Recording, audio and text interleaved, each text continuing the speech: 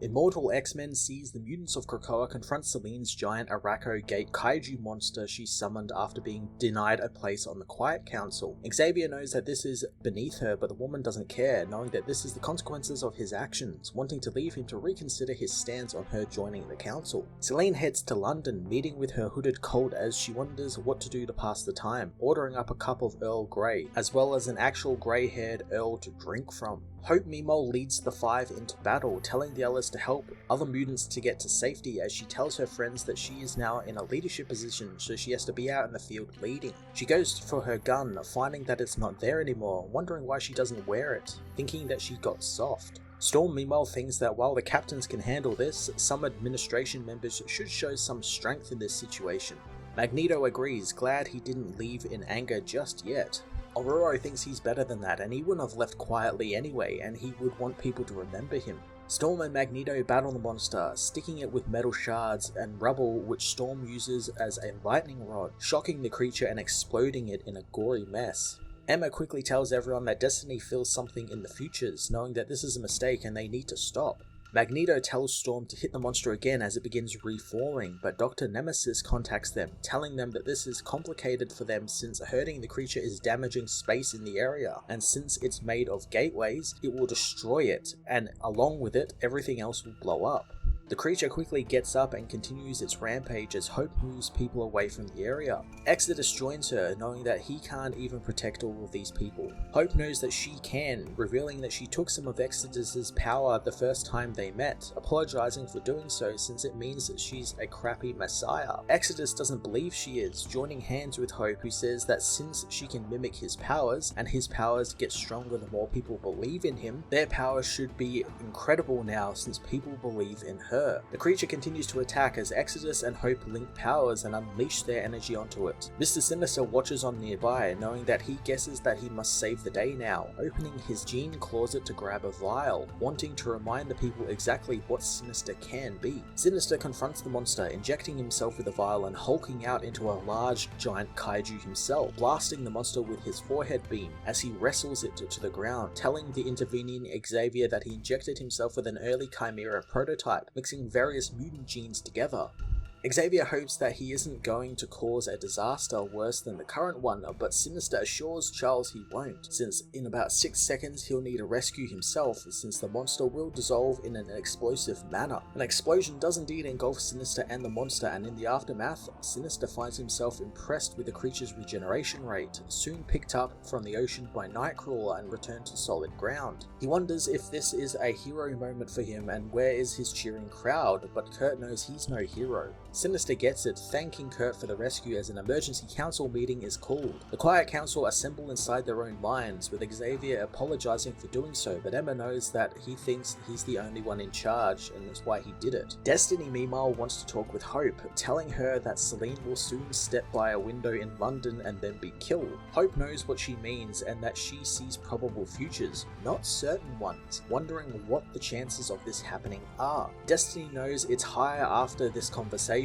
Hope doesn't understand why Destiny is asking her to assassinate Selene, since Mystique could easily do it, as Hope gathers her gun and quietly borrows Magic's teleportation abilities to get her to London, falling towards the city as she aims her gun at Selene through the window. She knows not many people could make this shot, but they would need to be trained from birth by the greatest soldier of all time, just like she was. Hope fires, killing Selene with a Mysterium bullet, which thanks to its anti-magic properties, blows right through the magician's protections. Hope returns to the hatchery and helps rebirth Selene, who she smashes in the face, leaving at the mercy of Exodus, who uses his powers to make Selene turn off her monster, disintegrating it before snapping Selene's neck, killing her once again. Hope later tells the council that she took the opportunity to kill Selene and broke none of the laws set in place. Kate, Emma and Sebastian agree she never broke the law, as Xavier asks if she would bring back Selene if she was put to the top of the queue, but Hope wants to table that discussion for later. As the meeting breaks up, Hope asks Exodus if he knows she really isn't his messiah, since Jesus didn't assassinate anyone. Exodus tells her there's another reason why she's a far superior kind of messiah, as Sinister thinks that they need to bring Selene back to find out how she got so powerful. powerful. Destiny knows that won't end well for him, reminding him that they need to be on the same side. Xavier wonders what Irene was implying, but Sinister feigns ignorance on the matter. Destiny comments about how she is free of the disturbance of time and space the creature was giving off, and she hasn't felt like this in over a century. Suddenly she collapses, ranting about someone being a ghost over and over again as she's shown many more visions. Later on, Irene remembers when her powers first manifested themselves, allowing her to see the future and all the futures that would come, like the one where she would lose her human sight and her mutant sight would dim greatly, so she began using her time wisely and wrote 13 books, describing all she had seen in a mixture of truth and lie, writing right up until the last thing she ever saw with her eyes was the last line of her last book. She knows the artists always talk about writing a book that will make them immortal, and she has done that, and her work was done. Or so she thought. In the present, Destiny is overcome with a pain as Emma comes to see her and Raven, assuring the woman that she is on their side. She uses her powers to see Destiny is witnessing many visions all at once, and it's overwhelming her. Raven knows that she said that it was like this when Irene first wrote her books, and Emma thinks that that was smart to hide all of it between lies, but now they have a problem to solve, and luckily she has the solution. Emma knows that the council is assembling, assuring Raven that Xavier isn't planning any major vote, but Raven wants to stay with Irene. Raven, however, doesn't trust Charles, wanting to go to the meeting, not wanting to fret over Destiny, knowing her wife will not die and leave her like this. Irene, meanwhile, remembers always wanting a wife, knowing that there might be a world somewhere out there where that's possible, and since she can see the future, she understands people's natures a lot easier. She remembers the first time she heard Raven's laughter, walking into a saloon and knowing that she would fall in love with the woman and do whatever they wanted forever. Over the years, Irene began to understand that Raven was her first nexus, and those are important to understand her gift, and they are landmarks they either run towards or away from, depending on what futures they bring. Irene uses these nexuses to push history towards its next nexus, and she knows Mystique was what made her complete, and that she was a nexus that was necessary to step everything forward she had been doing. Irene, however, knows to reach the next one, she has to die, as Krakoa was the limit of her vision, and she knew that if she lived, Krakoa wouldn't. Now knowing that it was thanks to Moira McTaggart, she decides she's going to die on Mer Island, not wanting to tell Raven, only telling her to burn down Krakoa if they don't bring her back. Irene goes to meet her fate, feeling sorrow for the sorrow she is causing, since love is both a gift and a curse. At the council meeting, Hope is brought up to speed on the secrets of the island, making the woman wonder why they don't just tell everyone about Moira's hand in Krakoa's creation. Xavier thinks that that would be terrible, but Kurt thinks that they need to try and be better at least. Hope asks why Xavier is pushing back against this and why he gave her a Cerebro. However, Xavier knows he never did such a thing, as it was Mystique who did it to ensure Destiny's return. Hope knows that Charles was the one who did give her the Cerebro, as Sinister gleefully wonders what shape changer could possibly be behind this, taking the form of Mystique to mock the woman. Raven tells him that if he does that form again, she will kill him, but Sinister isn't afraid of attempted murder, since she would have to deal with all of Krakoa if she did that. Raven remembers that burning Krakoa was one of her other options, but lying to a few of them to bring Destiny back was the better option. As the council continues to argue, Irene continues to feel the pain of all of the futures until it begins slipping away from her, and she is shown one where the X-Men, Avengers, and Eternals battle one another, and another where Sinister takes over the island and the entirety of the mutant race. She sees all possible branches for these futures, seeing that there is less future now than before, and any victory from them is just slightly before nothing at all, and it all ends. She tries to look for some common clues and threads, reaching out towards a far-flung future called the Expanse, where she sees the Phoenix Force and a starship made of cloned mutant meat. As on board the ship, Mr. Sinister, who is now going by the Gene Corsair, is confronted by Exodus, who now wields the Phoenix Force. Exodus picks up the little ship in his hand, wanting to pass judgment on the man who burned paradise. Sinister knows that Exodus has lost despite killing him, since if he is killed, all the mutants are gone thanks to a failsafe which will destroy the timeline. Sinister is swallowed by Exodus and darkness consumes everything. Irene knows that Sinister's death shouldn't trigger the destruction of the timeline, since only Moira McTaggart's gift allowed her to do that. She soon realizes that Nathaniel Essex has cloned Moira, as Raven tells Xavier that she was promised by him that they would bring Irene back, but they never did. Charles knows that Raven is a terrorist and is a little late for her to play the role of the idealist. Kay knows that that's some big Xavier is a jerk energy he's throwing around the room, but Xavier says that he's tired of all of these judgments on the steps that he, Eric, and Moira took to make them a paradise, assuring her that he isn't some dictator, but they cannot allow this subversion of their government to continue, and they cannot accept Destiny's presence on the council. Destiny soon arrives, saying that war is coming in weeks and they must be ready. She confronts Xavier, telling him that this is his utopia, and if it matters to him at all, he should be thanking Raven for bringing her back, and everyone else should curse those who kept her from returning. Emma asks if she will submit to being scanned for these visions, but Irene knows that she doesn't trust any of them inside her head, but she is committed to the cause of mutants more than any of them, and they must find a future. Exodus thinks that there is a lot of faith to be put into anyone, but Destiny thinks the man of mutant faith would put more trust in a literal mutant prophet. Exodus agrees, as Destiny tries not to reveal that what they have done can easily be undone, not wanting to give it away to Sinister just yet. Later on, Raven tells Irene to come to bed, but Irene needs to muse over something. She hopes that Raven trusts her, so Raven tells her that if every part of the world turned to dust, the last thing that remained would be her trust in Destiny. Irene removes her mask, thinking that writing can wait, kissing her wife.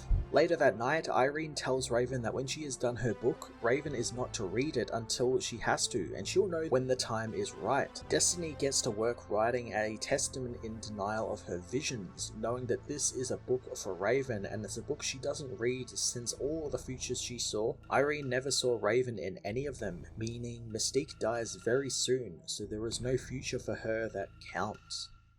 Elsewhere on Krakoa, Emma drifts off to sleep in her crystal form, knowing a psychic is most vulnerable when they are dreaming, so best pull up the drawbridge. She knows she sleeps in this form because Diamond is unaging, not caring if she thinks that's shallow, since vanity is the least of her flaws. She soon gets up, remembering how she convinced a girl she had cooked her own horse so she would come to her for sympathy, knowing that it wasn't her best moment. She approaches her gown she plans on wearing to the Hellfire Gala, finding herself a cocktail of both excited and petrified because of said gala, and it's why she decided to sleep alone in her diamond form tonight, knowing people like Scott think the form is cold and uncomfortable. She reverts back to her flesh form, checking out the gown in the mirror as she thinks about why, despite her immense powers, she isn't up on the same level as Jean, thinking it's because that she has to be untouchably perfect, which means she never will be, since to achieve that, one must be touched profoundly. She finds herself angry at Scott since she funded Utopia, but it was ruined by Magneto and Xavier's games with Moira and their futures. She returns to bed and her diamond form, knowing that the gala will be a new era, finding it a shame she doesn't have a big announcement for it, since she knows she must be unforgettable. Sometime later, Emma returns home from the gala covered in blood, very angry at someone, as earlier at the Hellfire Gala,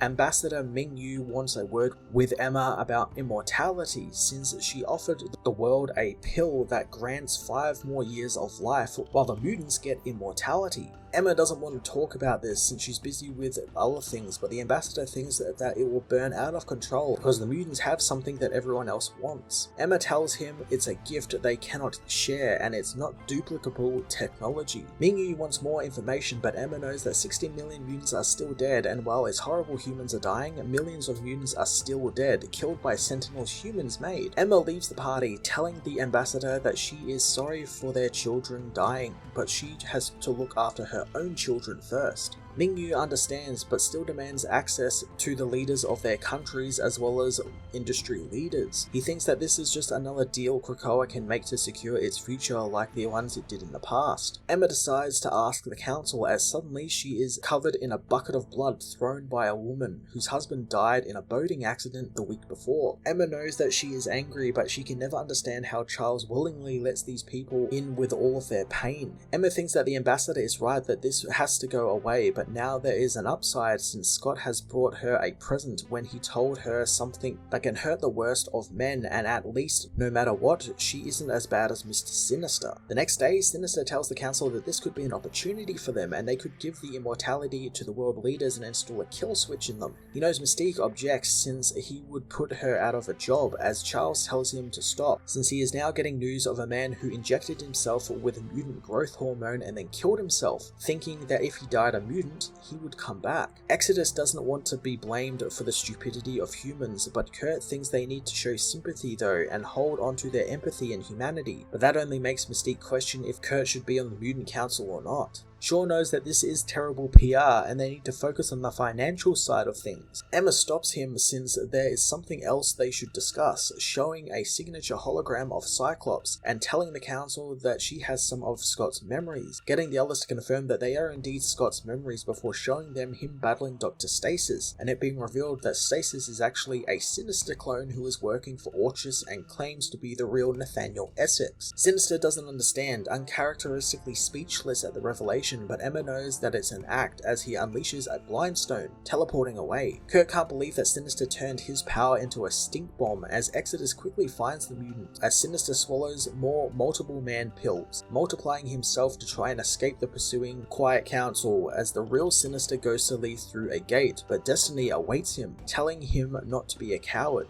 Sinister tries to shoot her, catching Irene off guard and allowing himself to escape through the portal as Raven notices that Destiny couldn't stop the man. Sinister returns to his lab, knowing that the Dr. Stasis Sinister is not really him, already having worked out that thanks to the diamond on his head and the club on the other Sinister's head, meaning there should be 2 more Sinisters out there somewhere, wondering how he could have missed this. He gets his systems to upload all tagged information to the latest Moira, wanting to burn the timeline down. Before he kills Moira, however, he remembers Destiny's words about not being a coward, deciding not to kill her, figuring Irene knows something, wondering if it's about Moira and her failsafe. Sinister becomes frustrated with Destiny, deciding to wipe all of his personalities and begin with a clean install. His machines begin to refresh Sinister using various mutant DNA from Deadpool and even Oscar Wilde. He readies to leave the lab, confronted by Exodus and the others as he gives himself up, wanting to clear his own name. The council find he's not giving up at all as suddenly Sinister is teleported away in a flash of lights. Emma hopes that he's dead, but Irie knows that he was actually kidnapped by an unseen force.